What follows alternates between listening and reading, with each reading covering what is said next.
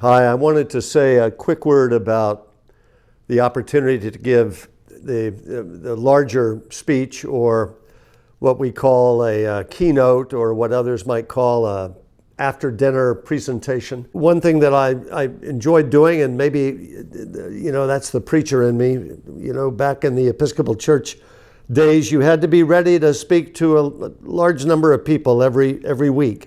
You're beaten down, your ego's layered, and you're taught public speaking skills and how to catch the inner ear of the person to whom you're speaking. That was a few years ago, as you can tell by the whiskers and the gray beard.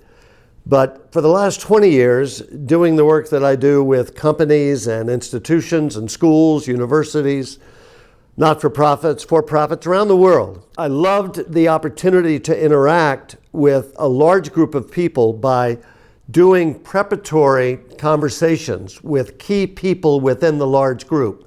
In other words, one way to really connect on an offsite, instead of some canned speech that you might give that everyone laughs at the right time and the right jokes and you're inspired and you get a rah-rah, and then on Friday of the next week, there ain't nothing there in the can to do something that's worthwhile in the workplace.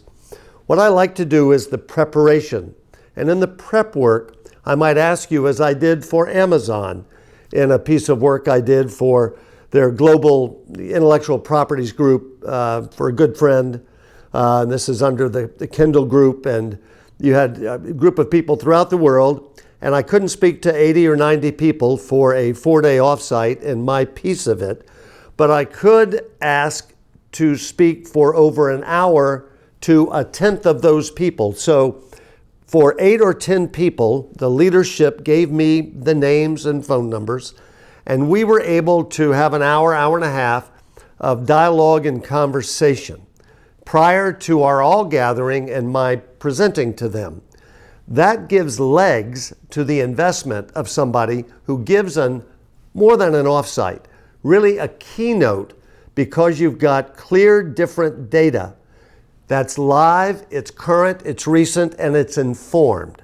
So when you think about going out to find someone to give your keynote speech or your after dinner talk, give thought to someone who might reach out to key people ahead of time, learn the organization a bit more and what the issues are that might be confronting the majority of people, or the clients, customers, shareholders, whatever it might be. And then you have a higher impact by my participation following that dinner or that event.